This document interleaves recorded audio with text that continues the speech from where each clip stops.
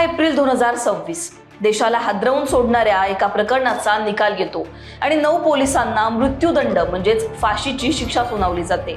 क्षुल्लक कारणावरून पोलीस व्यापारी पिता पुत्राला ताब्यात घेतात, त्यांना जेलमध्ये प्रचंड मारहाण करतात। रक्तबंबाळ अवस्थेत सुद्धा त्यांच्यावर दया केली जात नाही। अखेर या 2 निष्पाप पिता पुत्रांचा जेलमध्ये दुर्दैवी अंत होतो।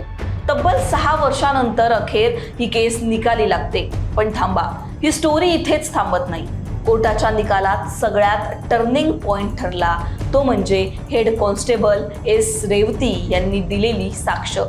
तामिळनाडूत त्या रात्री पोलीस स्टेशनमध्ये नेमकं काय घडलं?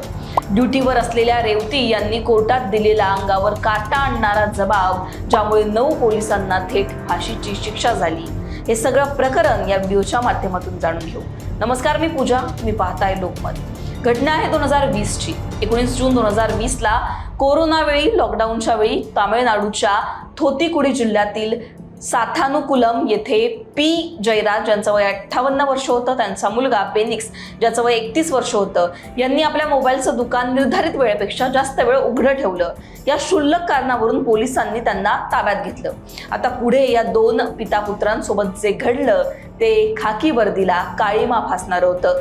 कोठडीमध्ये या पिता पुत्रांवर रात्रभर अमानुष लाठीचार्ज करण्यात आला।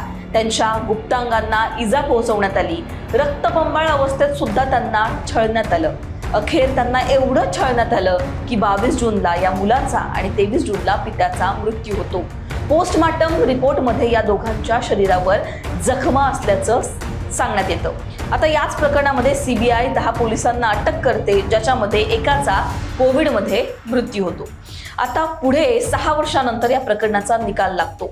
मदुराई कोर्टानं या प्रकरणाची सुनावणी करताना काय म्हटलं तर, ज्या पोलिसांवर कायदा सुव्यवस्था राखण्याची जबाबदारी होती त्यांनीच निष्पाप नागरिकांची हत्या केली। तपासादरम्यान सीबीआयनं सादर केलेल्या पुराव्यांमध्ये पोलीस स्टेशनच्या भिंतीवर पीडितांच्या रक्ताचे डाग सुद्धा आढळले होते। पण एवढंच पुरेसं नव्हतं। 2 निष्पाप जीवांचा बळी घेणाऱ्या हैवान पोलिसांना फाशीच्या शिक्षेपर्यंत पोहोचवण्याचं काम केलं हेड कॉन्स्टेबल रेवती यांच्या एका जबाबानं। या संपूर्ण केसमध्ये रेवती यांचा जबाब टर्निंग पॉइंट ठरला। ज्या दिवशी हे 10 हैवान पोलीस पिता पुत्रांसोबत ते कृत्य करत होते, त्यांना अमानुष मारहाण करत होते, त्या रात्री साथानुकुलम ठाण्यामध्ये रेवती या ड्युटीवर होत्या।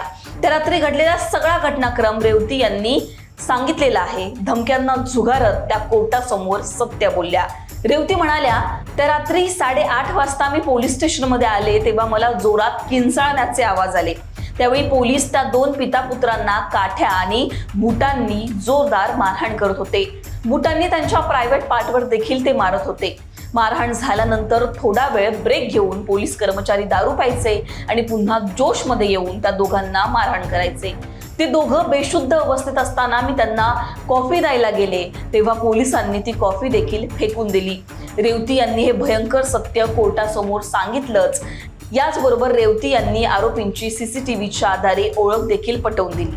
आता दोषी ठरलेल्या 9 पोलिसांमध्ये तत्कालीन इन्स्पेक्टर श्रीधर यांचं सुद्धा नाव आहे, सब इन्स्पेक्टर बालकृष्णन यांचं नाव आहे, रघु गणेश यांच्यासह अन्य 6 कॉन्स्टेबलचा समावेश आहे। फाशीच्या शिक्षेसोबतच या पोलीस कर्मचाऱ्यांना पीडित कुटुंबाला 1.40 कोटी रुपयांची नुकसान भरपाई देण्याचे सुद्धा आदेश देण्यात आलेत। रेवती यांच्या धाडसीपणामुळे पोलिसांच्या निर्दयीपणाचा पर्दाफाश झाला आणि पुरावा मिळाला, त्यांना शिक्षा झाली। हा निकाल पोलीस प्रशासनातील गुन्हेगारी प्रवृत्तीला चाप लावणारा ठरेल अशी भावना आता पीडित कुटुंबानं व्यक्त केली आहे। रेवती यांच्या धाडसासमोर त्यांनी जी सत्य परिस्थिती मांडली त्या सगळ्यांवर तुम्हाला काय वाटतं? तुमची याबद्दलची मतं कमेंटमध्ये सांगा। लोकमतला सबस्क्राईब केलं नसेल तर सबस्क्राईब करायला विसरू नका। हा व्हिडिओ पाहिल्याबद्दल धन्यवाद।